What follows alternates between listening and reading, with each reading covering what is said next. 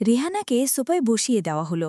রেহানা ইচ্ছে করল চোখের ঝুলকে থামাতে পারছে না, সবার সামনে মুছতেও পারছে না। চারপাশ ওর কাছে ঝাপসা লাগছে। এইদিকে ছেলের পক্ষ রেহানাকে দেখে অনেক অবাক।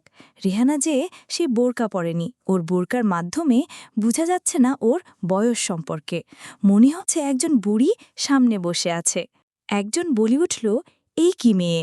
সাজিদা বেগম জানাল, জি, আসলে আমার মেয়ে পর্দা করে তো, কাউকে মুখ দেখায় না, নামাজি। এসব আবার কি কথা? মেয়ে দেখতে এসেছি, মেয়ের মুখ দেখব না?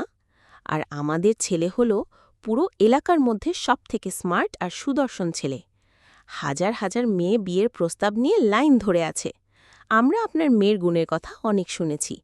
আজকাল তো পিওর মেয়ে পাওয়া যায় না, তাই এসেছি। কিন্তু মেয়ে যদি এভাবে থাকে, আমাদের ছেলের সাথে তো কোনোভাবেই মিলবে না। চিন্তা করবেন না, বিয়ের পর আপনারা আমার মেয়েকে যেভাবে রাখবেন সেভাবেই থাকবে। এই কথা শুনে রেহানার চোখের সমস্ত জল যেন গড়িয়ে পড়ছে। নেকাব সম্পূর্ণ ভিজে গেছে। সবাই তার লক্ষ্য করলেও শাওন খুব মনোযোগ সহকারে রেহানার দিকে তাকিয়ে আছে। ওর সামান্য ফুফিয়ে ওঠা চোখের জল কিছুই শাওনের চোখে এড়াচ্ছে না।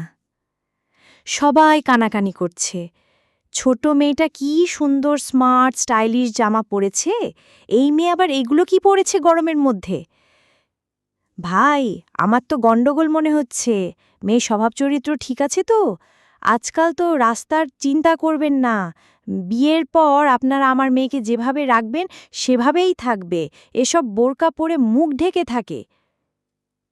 আহ শাহানা, থামবি? এসব কি বলছিস? চুপ কর, আমাদের কথা বলতে দে। সমস্ত কথাগুলোই রেহানা আর তার পরিবার শুনেছে। রেহানার বাবা কিছুটা অসুস্থ বোধ করছে। নিজের মেয়ে সম্পর্কে এসব কথা সে সহ্য করতে পারছে না। রিমির খুব রাগ হচ্ছে এসব শুনে, আর শাওনের দিকে তাকিয়ে আছে তার এক্সপ্রেশন দেখার জন্য। কিন্তু রিমি বুঝতে পারছে শাওন রেহানার দিকে তাকিয়ে মনোযোগ দিয়ে কিছু ভাবছে। সাজেদা বেগমের চোখেও জল এসে গেছে।